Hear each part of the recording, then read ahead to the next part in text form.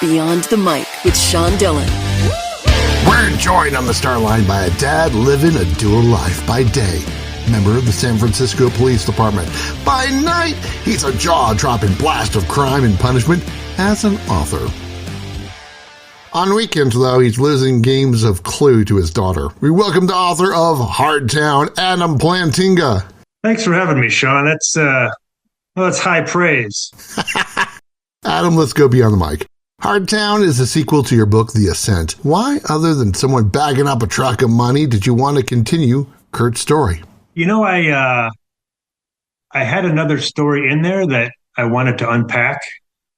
The first book takes place predominantly in a violent men's maximum security prison. But with the second book, I wanted to sort of go more open world. So he's investigating some sinister goings on in a small town in Arizona. And it's just sort of a bigger story, bigger scope. The plot actually has global implications. And I can't tell you how pleased I am that I was able to just say that last sentence, global implications, because I think it just sounds awesome.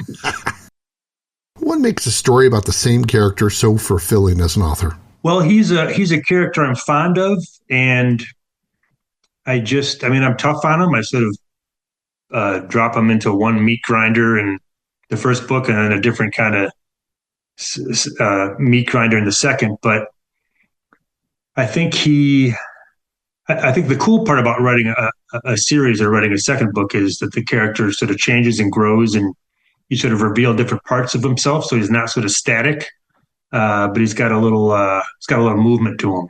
Now, normally I avoid spoilers, but as a dog lover, I'm going to give away one thing from your book. Quote, he's been their dog, his and Emily's, and now Hudson was the only family he had left.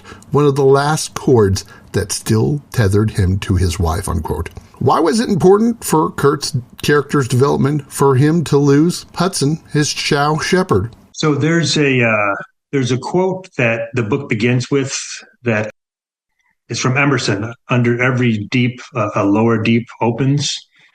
And that's his lower deep, losing sort of the last thing that connects him to his late wife. In terms of the story, it provides the fuel for him, the motivation for him to go about.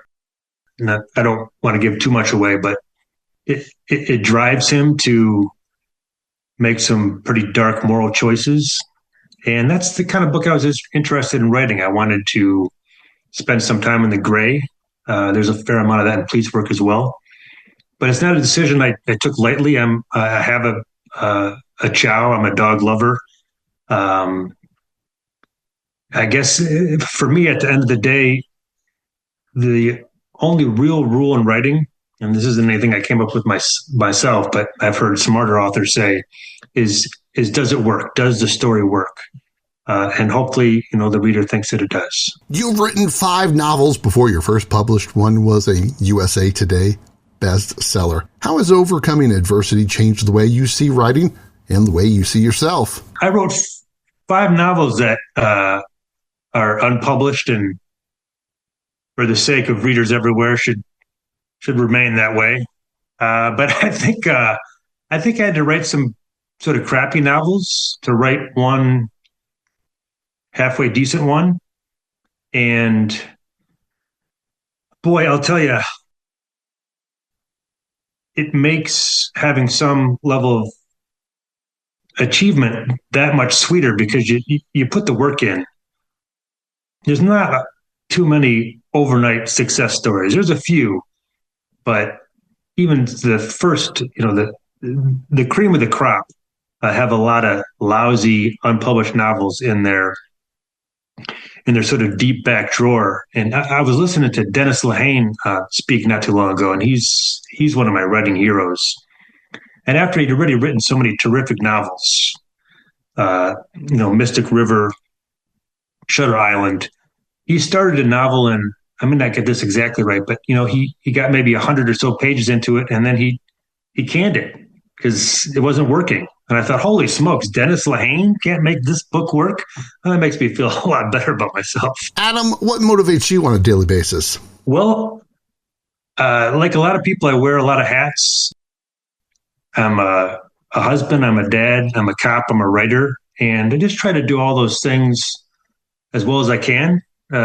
Some days are better than others, but it's all just sort of a balancing act. Adam Plantinga, author of Hardtown, joins us beyond the mic. Your fellow author and Beyond the Mic two-time alum, Alex Cano, warned you about this. It's the Rocky Nade. 8 random questions. Answer with the first thing that comes to your mind. I'm told you ask the questions that other men are scared to ask. There is absolutely no pressure.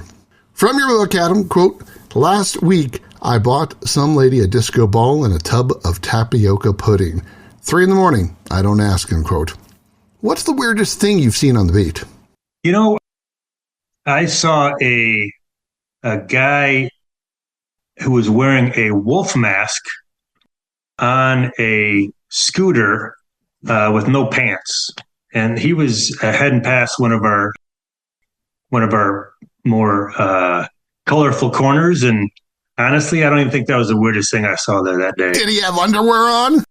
He did. That was his only nod to the decorum. What's the movie you watch when you need to relax? I'm a huge fan of Fletch.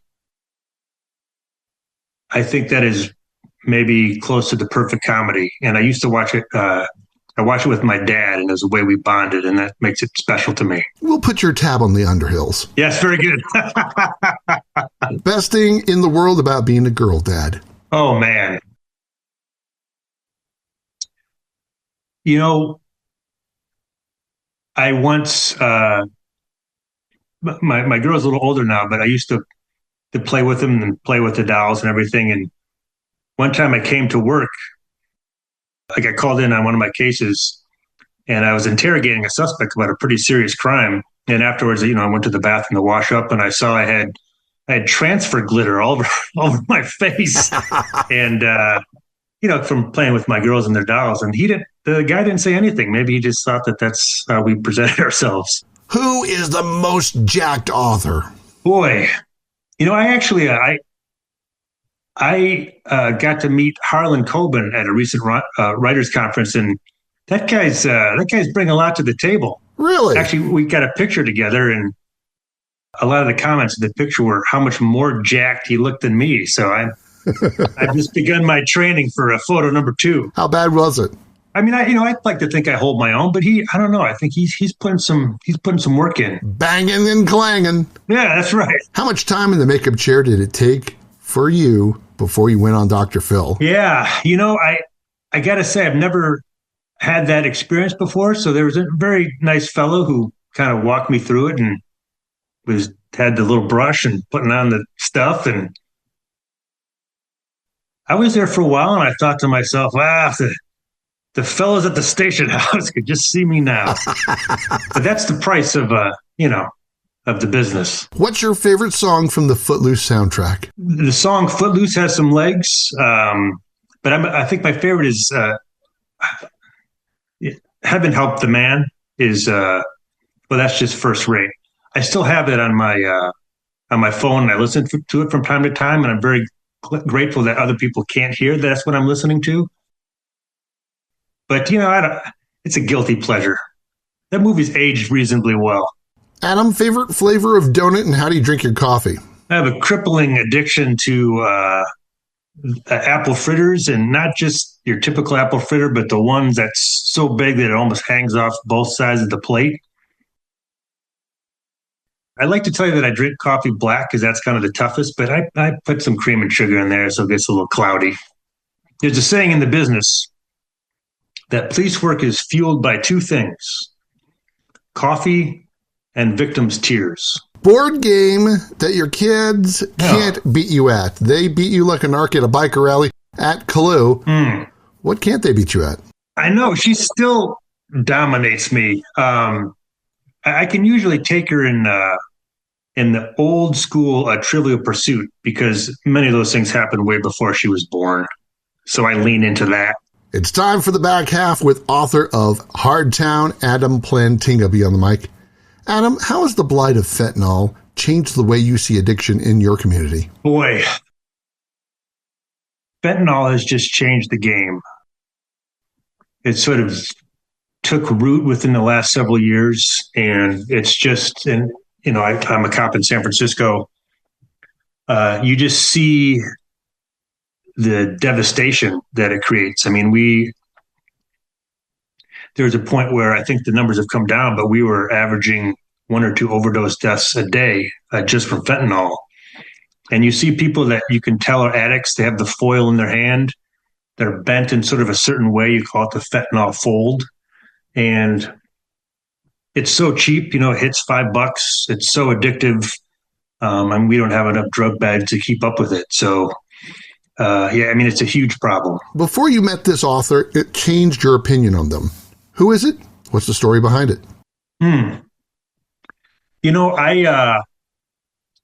I met Greg Hurwitz not too long ago, and I wasn't super familiar with his work. I'd heard great things, and I started reading his books, and he is just operating at a level beyond most of us. He puts things in his book and thinks of things that are just diabolical. And I'm glad he's one of the good guys, because that guy's got a live wire for a brain. Your first book, 400 Things Cops Know, was nominated for an Agatha Award and won the Silver Falchion Award for Best Nonfiction Crime Reference. Was there a 401st thing cops know that you left out? You know what? If there was, it would probably be an additional joke about firefighters, the glory boys. Everyone loves the firefighters, Sean. But on average, I'm told they work about 20 minutes a day. And the rest of the time, they just work out. They work out. They're on, Match.com or whatever the equivalent is these days. Best moment at a writing conference was where and with who? I think meeting Dennis Lehane was a huge highlight. I think he's just a gold standard.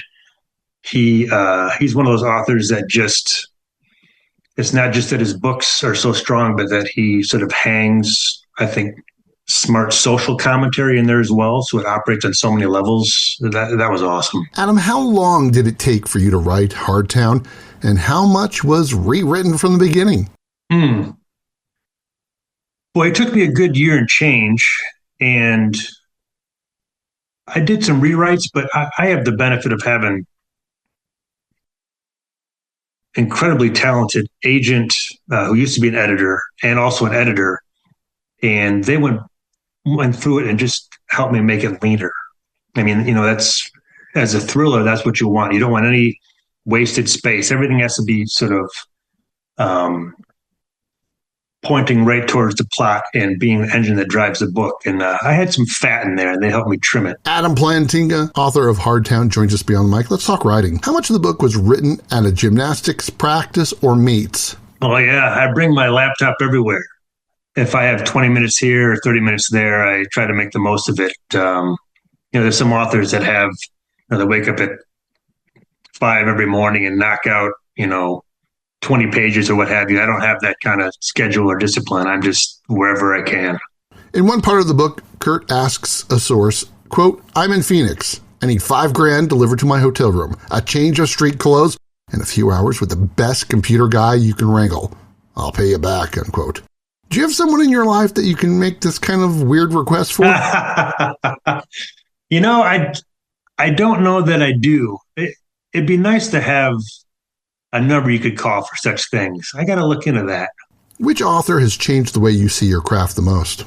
I'm a big fan of Nick Petrie. He writes the Peter Ash series, and he writes with an incredible amount of empathy. He has characters from all walks of life, but he makes you see the world through their eyes, which good writers do. And I have sort of zeroed in on that, and I try to do the same thing in my own writing. Just writing with empathy is, I'm really drawn to that. How has policing changed since you started? Boy, the first thing I think of is technology. It's just, that stuff has been a game changer, from body cameras on officers' chests to to drones that can give us sort of real-time information on crime scenes. We're just starting to explore AI. A few decades ago, you just went out there with a pistol and a nightstick and someone told you, okay, go get them.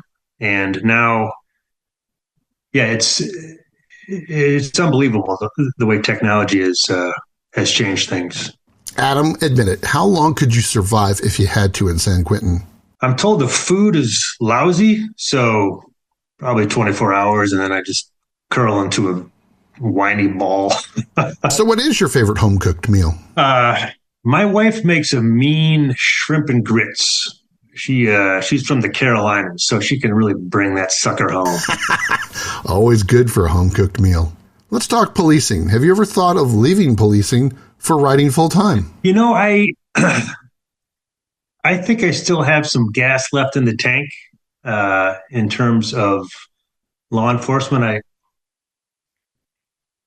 I think it's a noble profession. I hope anyways, it's a good fit for me. That being said, if I'm going to err on the side of either leaving too early or leaving too late, I'd like to err on the side of leaving too early. Yeah, part of it maybe depends on if the books find a foothold out in the world. That could kind of accelerate things, but I got a couple more years of crime busting and sarcastic comments in me, I think. Speaking of sarcasm, you said, quote, "We recently took on a suspect who had an FAFO neck tattoo. He effed up around with us and found out we will be arresting him on multiple charges. I would have pointed out how his tattoo had a reverse meaning that day, but he didn't especially strike me as a student of irony," unquote. What's your favorite story from the streets? Boy, I think one of my favorite stories, one that I think of quite a bit is, if you're policing anywhere really, but especially a big city, you have a lot of things coming at you. And I remember one time my partner and I were investigating a street robbery outside a bar. And then a fight broke out in the bar. So we were trying to handle the robbery victim and then try to simmer down this fight. And then while all that was going on, some citizen walked up to us with a rabbit. And he said, I found this rabbit. Can you take it and get it home? And we had to tell that guy, we're not on rabbit detail tonight, man. Go wherever. But we got too much stuff going on. It was just like critical mass overload, but you get that sometimes. As best as possible. Yeah. Was there something that you wanted to do with Kurt Argento that you would have left out for a third or fourth book? Yeah, I mean, in the second book, he finds himself in a pretty bad spot, pretty down on his luck. And it's a dark book. It has a dark tone. I was able to trick my agent into continuing to represent me, and she was just able to swing a 2-more book deal with my publisher. God bless her. So his story is going to continue, and I want to give myself permission to write maybe a lighter story at some point. I mean, it's not going to be a rom-com, but it doesn't always have to be global implications and everyone dying left and right. How did you trick your agent? I got to hear this story. I don't know. I was just sort of persistent and had sort of a hopeful look on my face, and she did all the work, and I just sat in the back and made sarcastic comments, which is really sort of my dream position to be in life. Adam, what's the power of sarcasm today? I mean, you have to be careful with it. I mean, if I'm at work, I'm treating people with dignity. I save my sarcasm for mostly my coworkers, but boy, we take every opportunity to give each other crap. It's sort of the lifeblood of the job. Let's talk friends and family with Adam Plantinga, author of Hardtown Beyond the Mic. Your brother went to law school. How disappointed was your mother when you went into law enforcement? That's a fair question. My folks rule. They couldn't be more supportive of my career, and I don't take that for granted. My dad's a minister. I think he if I had followed him into ministry, then that would have been, I think, just fine with him. But I think they like that I'm in a service-related profession, and I think law enforcement and my English major are a better combination than one might think. How has your writing evolved from your first failed novel to today, and who's helped you become a better author? Well, yeah, again, my agent, Caitlin Blasdell, and my editor, Kersaya Depp, they can go through my book and find 40 ways to make it better. I think in terms of, with a thriller, one of the biggest things is pacing and making it lean and making the dialogue, make every word count. And, I think having the right character say the right thing at the right time, it doesn't have to be necessarily flowery involved. It just has to be the right character saying the right thing at the right time. And that's kind of what I'm aiming for and what I'm hopefully getting a little better at. You once said, quote, "As a cop, you're no superhero. You succeed because you use good teamwork and tactics, but you can still draw some inspiration from the costume ones. A friend once wrote me a card after I graduated the police academy that said, 'Go get him, Superman.' Still remember that card," unquote. Do you still have that card? I do. And I'm actually going to see that friend at a book event in Houston in about 2 weeks. That was a card she gave me when I just gotten into the Milwaukee Police Academy in 2001. How powerful was she as a friend? I mean, she and so many others, policing is, it's a tough gig, and there are some communities and families that are more supportive than others. I've had the blessing of having folks who have had my back, who have understood the job and what it can sort of do to you or change you, or how it sometimes leaves you a little flattened out. And I feel for folks that don't have that, because I know not everyone does. Adam, was there a character that Argento interacted with that you'd like to flesh out in the future? I was a big fan of Julie Wakefield, who's in the first book. She's the governor's daughter, and she's no first responder, but she more than holds her own. She is a character that I could see revisiting. I think that her and Kurt's relationship sort of unpacked both of them in a way that was kind of fun for me as an author. You once said, quote, "I once arrested a guy on Homeland Security's most wanted list and arrestable for attempted murder. His crime? He shoplifted a few shirts," unquote. Who's the one person that you felt bad about taking in? When I was in investigations, I was assigned a felony assault where a guy with no prior criminal record, he got in a bar fight, and he ended up pretty seriously hurting the other guy. And I was investigating that, and he actually came to the station. He turned himself in and gave a full confession, just said, "You know what, I had too much to drink. I'm sorry. I shouldn't have done that. I hope the other guy's okay." That's not often the way it goes. But, for some of these folks, there can be sort of there for the grace of God go I. So I remember that one. 17 years ago, you found the love of your life. Yes. How has your wife helped you the most as an author and as a policeman? Well, I'll tell you, a recent example just yesterday is I'm not the most tech savvy, and she helped me send out a mass email about the release of my second book. So she helps me both emotionally.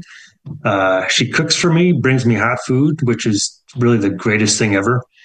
And she does tech support. She's a woman for all seasons, and she's also one of my best editors.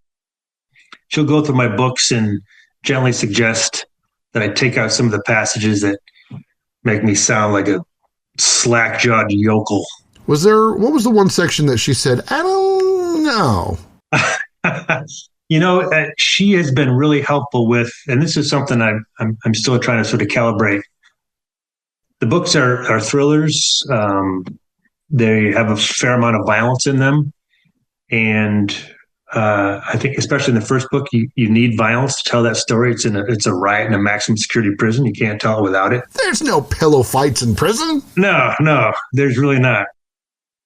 But she's helped me make sure that if there is violence, some of it can occur off the page, and if it does occur, it has real world consequences. It's not like a Western where people punch each other in the face 30 times and everyone's fine. The violence comes with the cost, and there's also sort of discussion about the morality of it too. That's important to me. I mean, if a hero is going to shoot 20 people, maybe there should be a little reflection about that, as opposed to him just sort of smoking a cigarette and staring out stonily into space. As a college graduate, I'm going to ask you a very important question. Can you trust Marquette? Sean, you cut me right to the quick. Talented team, terrific coach. This season didn't go quite as well as I would have liked, but tip of the hat to Texas Tech. You're a Texas Tech guy, correct? Correct. They gave, was it Florida? They gave Florida all they could handle. And stop evading the question. Marquette, yes or no? Can't. Can you trust them? Yeah, I can, and I will. How about Darvin Ham? He went to Texas Tech, right? Darvin Ham did. I just looked. He broke the backboard in college. North Carolina game. I just did a quick search on him, Sean. And do you know that one of his nicknames? I think this is with the Milwaukee Bucks. Yes. One of his nicknames was Ham Slamwich. Yes. And you're not gonna do better than that. He won't say it, but in my mind, you can't trust Marquette. Maybe one of the favorite type of call, and do you have a funny story about it? San Francisco, I won't say this is my favorite call, but there's naked people all over the place. No one's got clothes on. It's actually not even a crime in San Francisco. And you sometimes are in a position where you have to arrest a naked fella, and you try to avoid those, but you can't always. So it just, no one looks good in that situation. The guy doesn't look good. You don't look good. Sometimes he's sweaty and slippery, and people are gawking, and I don't know, to be avoided if possible. I carry pants in my equipment bag to give out to folks.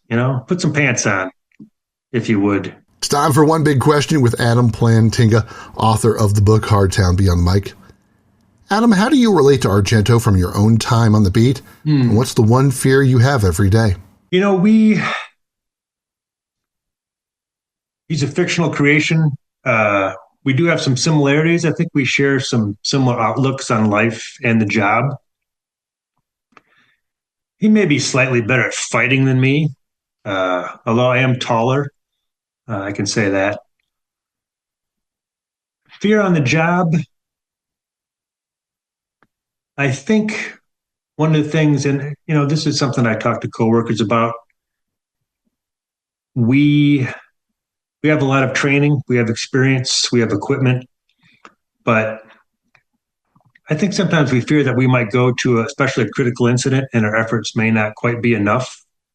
The job can throw so many things at you, especially things that there's no necessarily best practices for. So, you do the best you can. You rely on sort of your past experience and your coworkers. But a lot of times you're sort of stepping into the great unknown. He avoids rabbit detail, trusts Marquette, and wants you to read his book, Hard Town. Being all shifty over here. Where can people find you online? I'm on the old Twitter. I know it's X now, but Twitter just sounds better. I just got on the Instagram. My daughter claims I'm not using it right, and that's very possible. I've drawn the line at TikTok. I don't have the bandwidth for that. But I'm also on LinkedIn. Are you on the LinkedIn there, Sean? I'll hit you up on the LinkedIn. Right. That's where people go to ignore each other, I think. Adam Plantinga, thanks for taking the time to talk with us today. It's been a pleasure. Thank you, my friend. And that, my friends, is Beyond the Mic. If you're enjoying these conversations, please check out another Beyond the Mic episode to find more actors, artists, and people you need to know. We'd also appreciate a like and subscribe on the Good Pods app.